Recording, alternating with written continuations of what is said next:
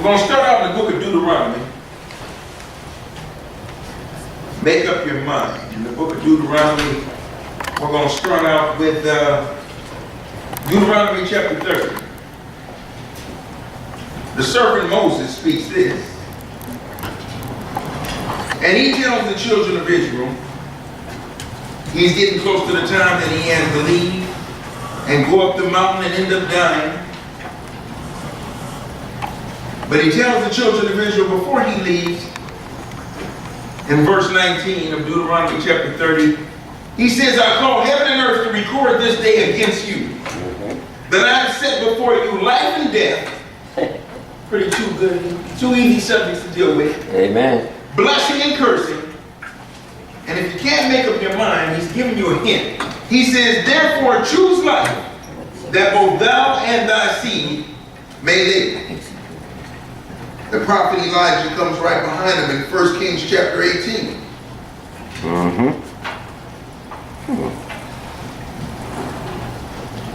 1 Kings chapter 18. Looking at verse 21.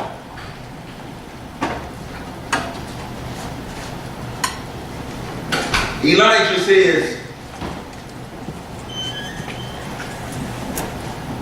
how long halt ye between two opinions? That's all we really have, right? Just two opinions. If the Lord be God, do what? But if Baal, then do what? And all the people answered him not a word. Jesus follows right behind these two men, and he says in Matthew chapter 6,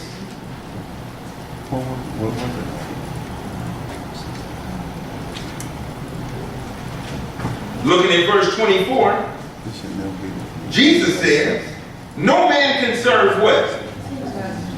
For either you will hate the one and love the other, or else you will hold to the one and despise the other. You cannot serve God and mammon. Amen. Paul comes right after Jesus and he says this in Romans chapter 6.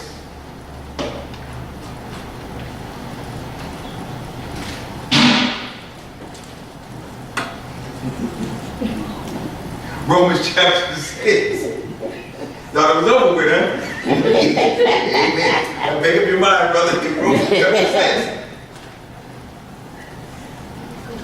Verse 16, Paul says, know ye not that to whom ye yield yourselves servants to obey his servants ye are to whom you obey, whether of sin unto death or of obedience unto righteousness? And he continues on in 1 Corinthians chapter 10 with these words. 1 Corinthians chapter 10, looking at verse 21.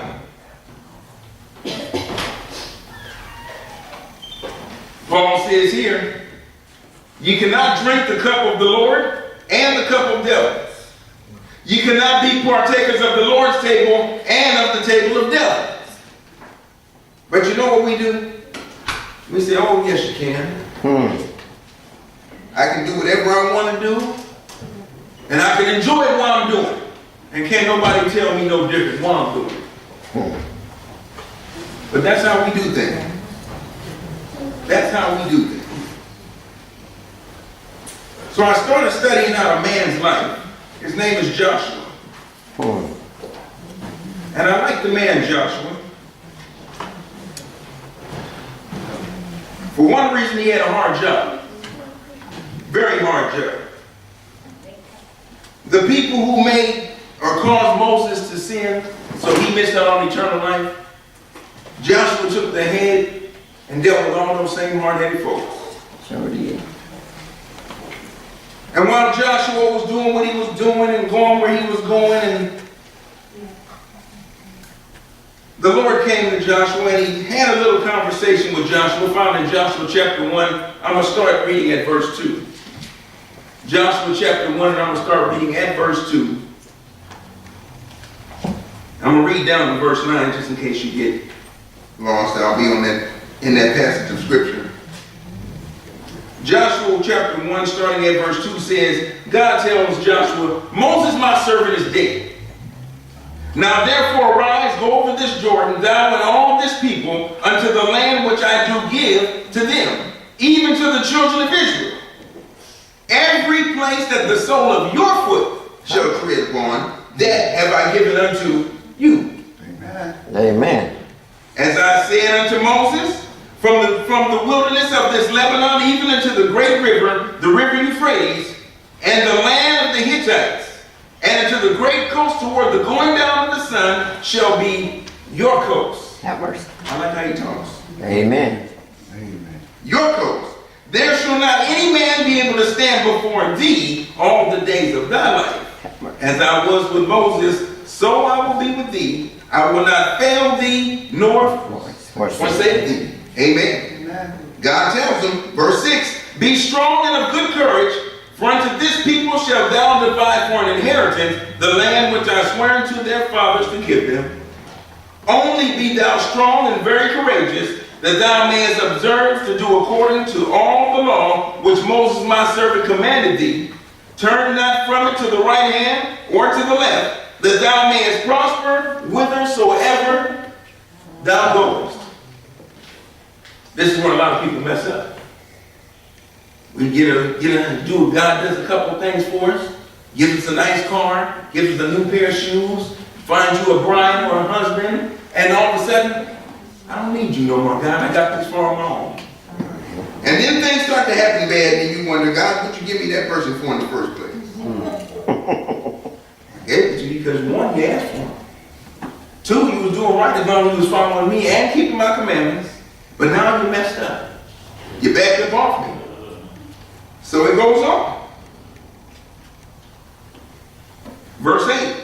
This book of the law shall not depart out of thy mouth, but thou shalt meditate therein day and what else? Night. Day and night. That thou mayest observe to do according to all that is written therein, for then shalt thou make thy way prosperous, and then thou shalt have good success. Amen. Have I not commanded thee? Be strong and of good courage. Be not afraid, neither be thou dismayed, for the Lord thy God is with thee whithersoever thou goest.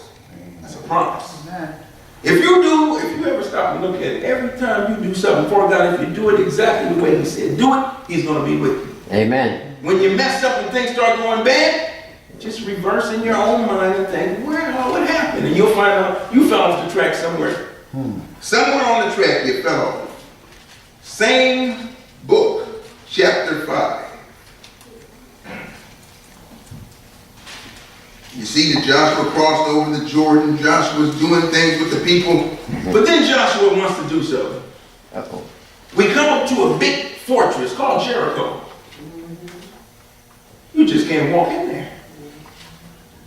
Fortress. No one. Impregnable is what we call it.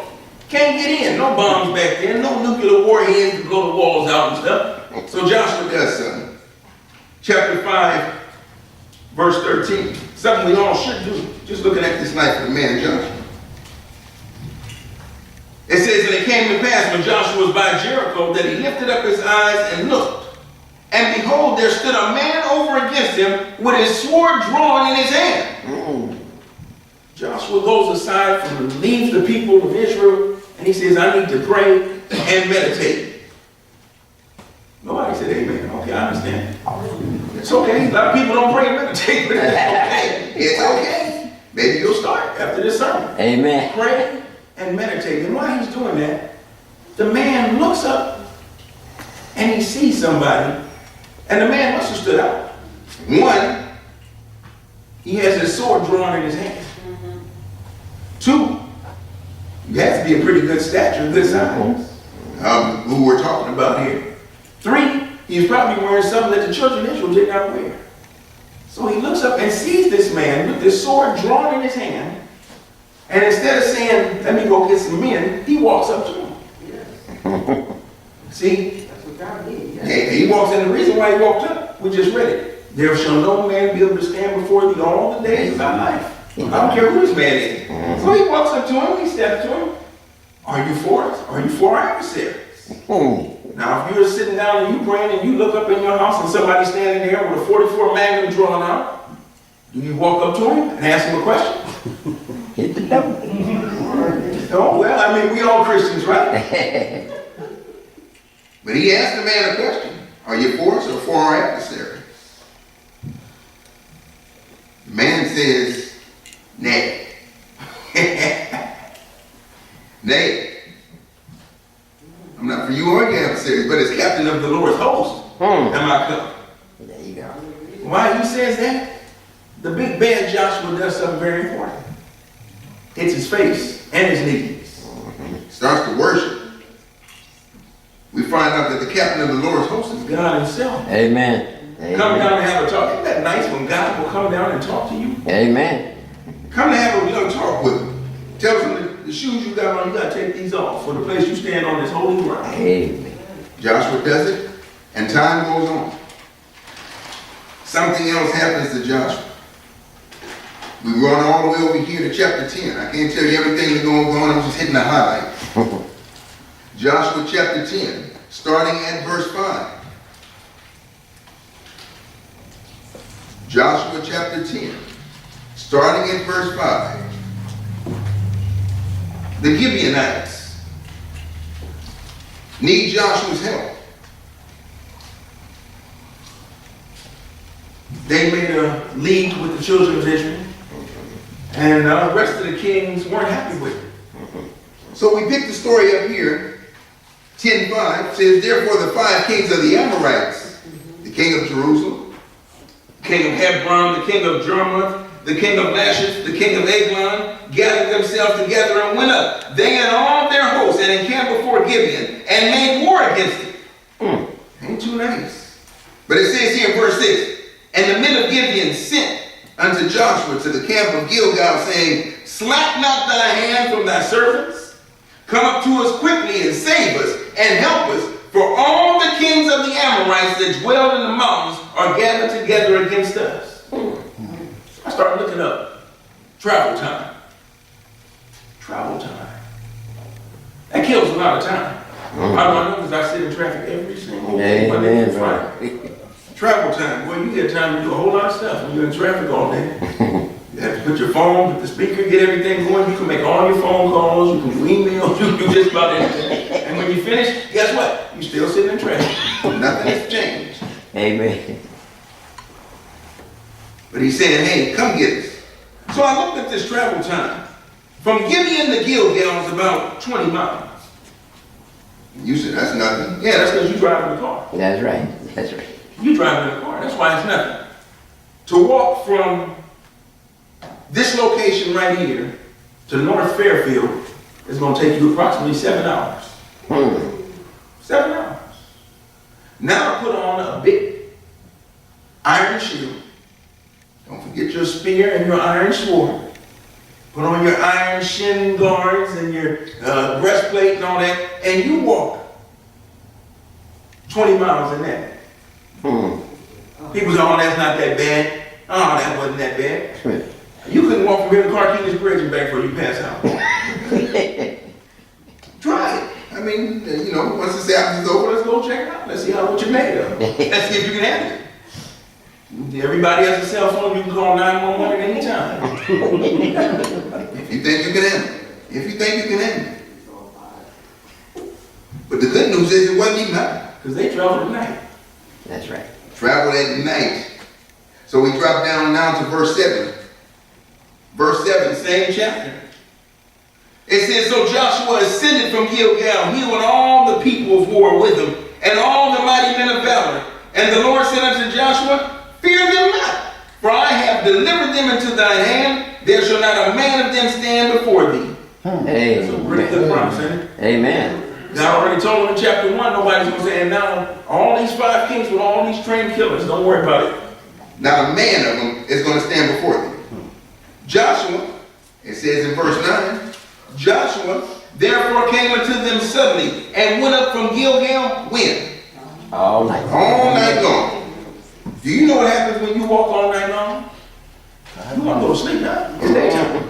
Travel, you're carrying this extra weight, and you travel, and they're not walking on paved surface, they're walking through sand and desert and over this, and legs get tired. If you don't believe me, the Pacific Ocean is not far. Get in the sand and walk. Just 1 mile. 1 mile. Not down by the water, but up away from the water. 1 mile. I guarantee you your legs will feel like they're on fire. Guaranteed. But something strange strange starts to happen. God told him nobody's going to stand before him, right? That's right. Amen. So can he trust God? Amen. Can we trust God? Amen. Amen. Just making sure, making sure. Verse 10. It says here, and the Lord discomfited them before Israel, and slew them with a great slaughter at Gibeon, and chased them along the way that goeth up to Bethhoron, and smote them to Azekah unto Makkedah. Looked like the Lord jumped the gun a little bit. He couldn't wait to start. I heard it. I watched this nature show one time. And it was Bengal tigers. I like nature. I like looking at it. You know, if I make heaven, you know what I want to be? A zoologist, maybe. I love animals. But this Bengal tiger had 3 babies. Most of them have 2. This one had 3. And after a while, the babies was almost big as her. You know, you see on her, and then, you know, the video panned on her, then it panned on the cub. I said, which one is the mother? You know, these things about the same size as her. But they were out there playing and having fun and stuff, and something strange happened. From having all that fun, there was like a little antelope or something that came into the picture in the background. And when the antelope came into the picture, the mother did something very important. She went and she made one sound, and then went into stealth mode. The kids are jumping around, playing and wrestling, and she made this sound, and all of them stopped. And the mother stopped, and she just crouched down as low as she could to the ground and began to move. Her tail, you know, long, this time it was out long and straight, only the tip would twitch. Because I guess her nerves were bad, I don't know. And she was creeping. And as she put down the left paw, she'd inch, and then the left foot would come up and land right in the same spot so you don't mess up any leaves. And she was doing that and getting her way through the bushes, and they had the camera zoomed in on this tiger, and a fly landed on the thing's eye. She couldn't do this. The fly just had to be on there. It's time to eat. She kept that fly right there, bud, fly off, fly back, fly off, go in the ear, fly off. And I said, this is amazing. Why? We can't hold our comprehension for no time. I'm surprised half the people ain't sleep now. But it went on. The tiger was going through, and she was just about within striking distance. She was there. She's pouncing down. You can see the nails start to go into the ground. She's going to leap. And one of the kids played around, and the thing ran off. And she kind of just looked at it, got up and went laid down. I know she said, we're going to have a tiger tonight. Ruined it, you know. But here it looks like God's jumping the gun. It says he starts discomfiting these kings and their warriors way before the children of Israel. I read up on this machine that man has made. It's called a B-52 bomber. They used that. It came around in World War II. And I looked at this thing. It's a very ugly plane. It sits low to the ground. It just looks like a big cargo jet. But I wanted to see what was inside. So you know me, I'm going to research it. And I found out that this is what the B-52 bomber carries. It carries 8 AGM-84 Harpoon missiles. These are weather-guided missiles. They can shoot. They go through rain, anything. It's going to hit its target. 4 AGM-142 Raptor missiles. These are long-range guided missiles. Shoot it, the pilot can just guide that thing where it wants to go. 51 500-pound bombs. 30 1,000-pound bombs. This is all in one B-52 bomber. 20 AGM-86C conventional air-launched cruise missiles. Those are the kinds that drop down and the wings pop out and they can shoot that thing, they make that thing go for miles. That's right. Before it hits its target. 12 joint standoff weapons, 20 joint direct attack munitions, and 16 wind-corrected munitions. In other words, when everything is ready for this plane to take off, this thing can carry close to 200,000 pounds of weapons when it takes off. And after this thing flies over its target, there's not much left. That's right. It's just rubble and fire. Not much left. Sometimes people say they take out some of these weapons and they put that, I forgot what they call the bomb, but it's something similar to napalm. Drop it and it's just hot fire, just flashes for I don't know how long. Take the target out. Why did you say that? For this reason only. Verse 11. And it came to pass as they fled before Israel, and they were going down to Beth-horon, that the Lord cast down great stones from heaven upon them. God brings down bombs too. Mm-hmm. But you know Amen. what happens when God brings his bombs? His people don't get hit. That's right.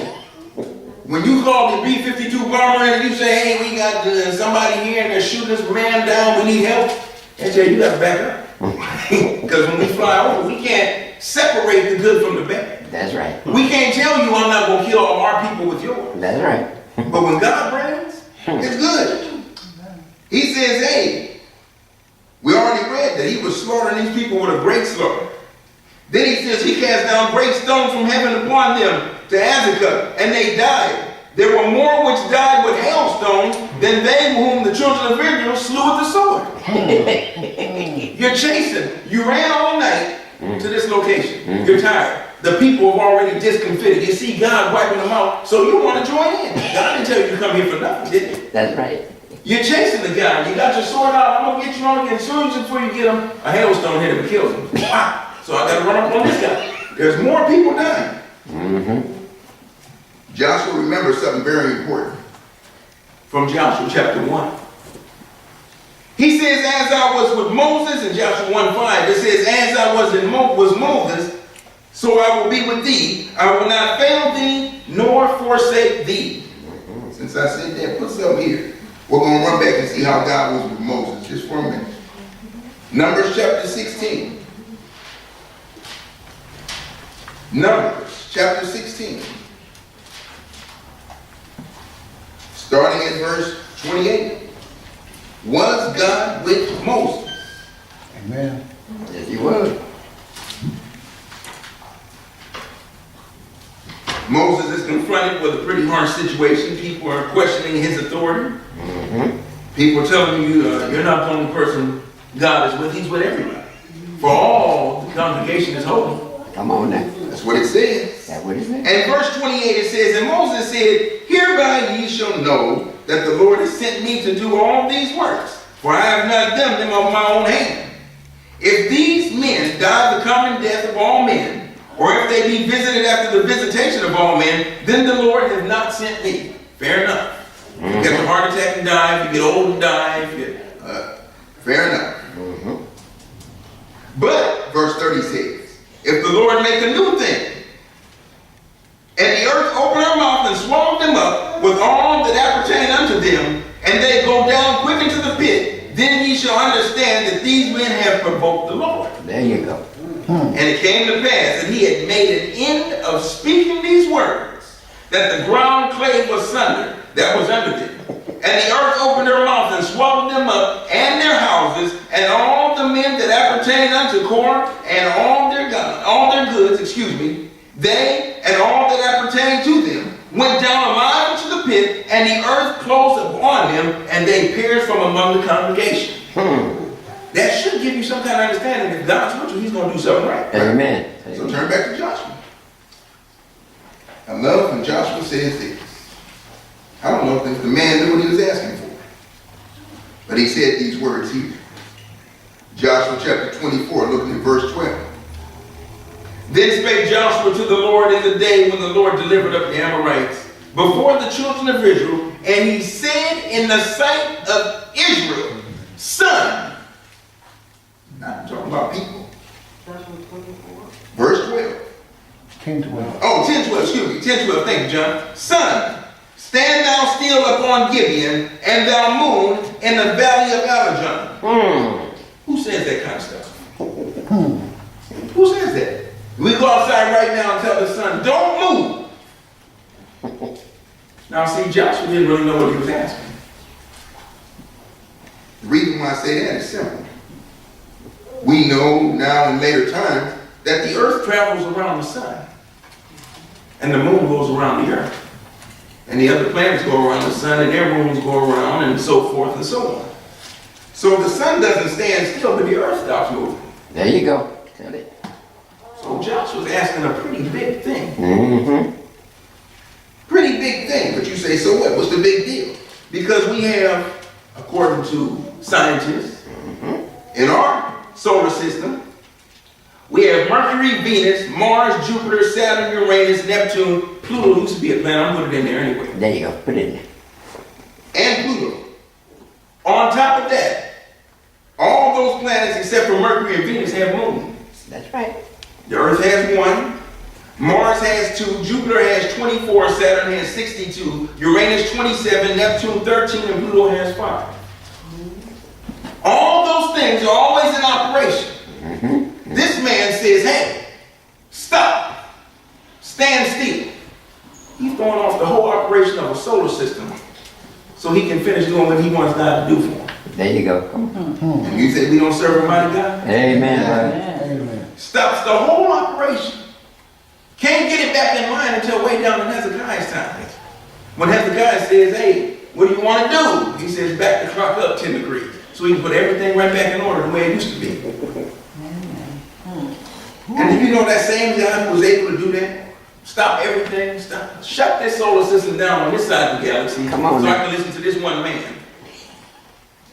Grant his request, because I told him I will never leave him nor forsake him. Amen. I'm going to be with him wherever he goes. As long as he's loyal to me, I can stop the whole solar system for you. There you go. What do you think he can do for us? Amen, brother. Amen. Same thing. I mean, I know we got problems. We Amen. got problems.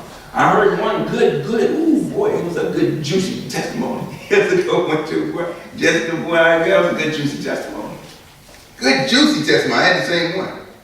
The same tears came out of her eyes, came out of mine as well. Nice stuff. God really does good things. Amen, brother. He does such good things for such bad folks. Amen. If we would only be like Joshua was, loyal unto the end of time.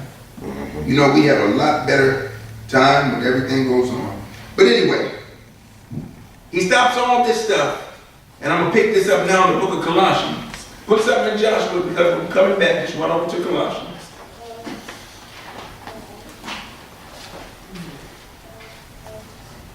Chapter 1, starting in verse 13.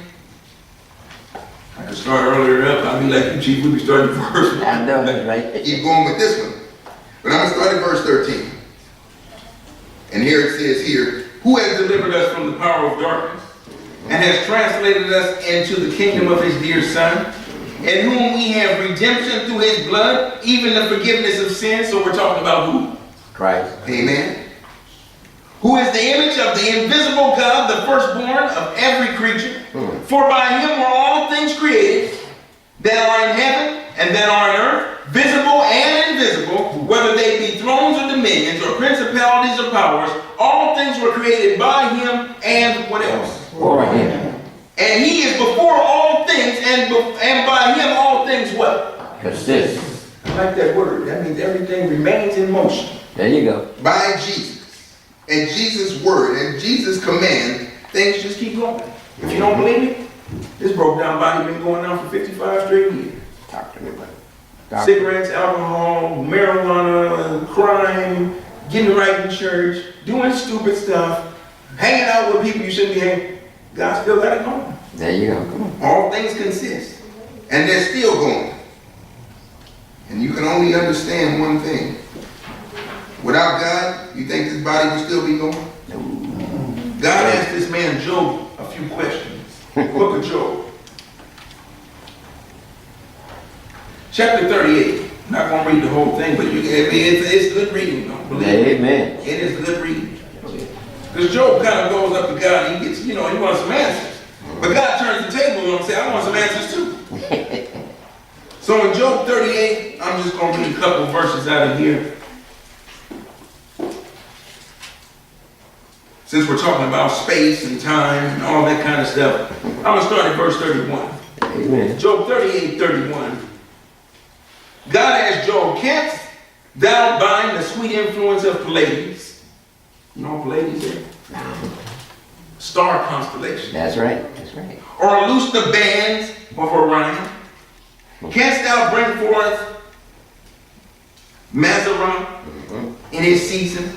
Mazzaron is actually the zodiac sign in heaven, with all the 36 constellations of stars that fly around it. So he's asking them some pretty big questions. In his season, or canst thou guide Arcturus with his sons? That's another constellation in space. Knowest thou the ordinances of heaven? Canst thou set the dominion thereof in the earth? He's asking this man, now, can you do this, Joey? Can you do this? But he just stopped the whole solar system for one man's request. Joshua chapter 24, verse 15. Regarding making up your mind. 15. 24:15. Joshua says these words. And if it seem evil unto you to serve the Lord, choose you this day whom you will serve. Whether the gods which your fathers served on the other side of the flood, where they all at? Dead. Yep. Or the gods of the Amorites in whose land you dwell. Did their gods do anything for them? No. No, indeed. But Joshua says, but as for me and my house, we're going to do what? Serve the Lord. Amen. So in other words, he made up his mind. But the question we have for us is, did we make up our share? It's good for somebody else to make up their mind, but what about your mind? Amen, brother. What do you come up with? You read the same Bible. Some people take it a little different than others. The God we serve has something for everybody. What drew me to this Bible may not draw you to it. What really got me into this Bible when I heard the term water and what God can do with water. That drew my attention. Some people like the Bible because of the history and the accuracy of history. Some people like the Bible because the miracles that Jesus did. Other people are just like the Bible for some characters, like Paul or Elijah or something like that. Some people like the Bible because it's true, which it is, but they tried one text and it came to life for them. That's right. And it goes in deeper. But in reality, when we all get to heaven, we're all going to have the same idea. Thank you, Jesus. You love the Lord and you want to share this with other people. Plain and simple. It's plain and simple. But something happens to Joshua 14 verses later. We drop down to verse 29. But can this be said of us, as it was said of the servant Joshua? Verse 29 of chapter 24. And it came to pass after these things that Joshua the son of Nun, the servant of the Lord, that's the good part, died, being 110 years old. When the man went in and started taking over, he was 80 years old. That's right. Senior citizen, laying down people flat. Senior citizen, him and Caleb, he tickled me. He got his inheritance divided for him, and he says, give me the land where the giants dwell, so I can run them out. Most people say, you go over there, I want something calm and peaceful. They still want to do what God told them to do. Then you have to look at Joshua's life. Was any man ever to stand before Joshua all the days of his life while he lived? No. God kept his word, didn't he? Amen. Did the Lord ever leave or forsake Joshua? No. Never. Did Joshua actually divide the promised land for the children of Israel as God promised them? Yes. Did Joshua have good success wherever he went? Yes. God keeps his word. Will we keep ours? That's just the problem. Amen, brother. We keep our word for only as long as it is good to us. When we get what we want, well, Lord, you gave me a husband, you gave me a house, you gave me 2 cars, plus a bicycle. I quit. Well, don't need you no more. The same thing that God told Cain, he tells us. He told Cain, if thou doest well, shalt thou not be accepted? If we do well, don't you think God will do something for us? More than what he's doing right now? All fake amens. Maybe not. Maybe not to you. Maybe to me only. I don't know. And then he goes on and he said, but if thou doest not well, something's lying at the door. Sin. Sin is lying at the door. And you don't want sin at your door, do you? No. God told Moses something very interesting. I want to share this with you. Exodus chapter 9.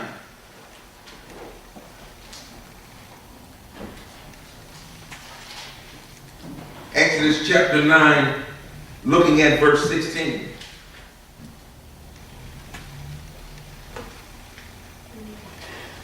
God told Moses this, and he also tells us the same thing.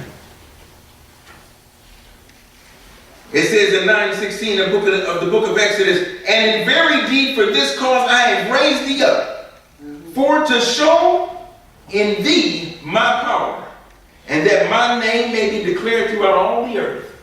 God told us to go ye therefore where? Into all the world. And then he also told us, I will never do what? Leave thee, not Or forsake. forsake. Joshua took him at his word. That's right. Will we take God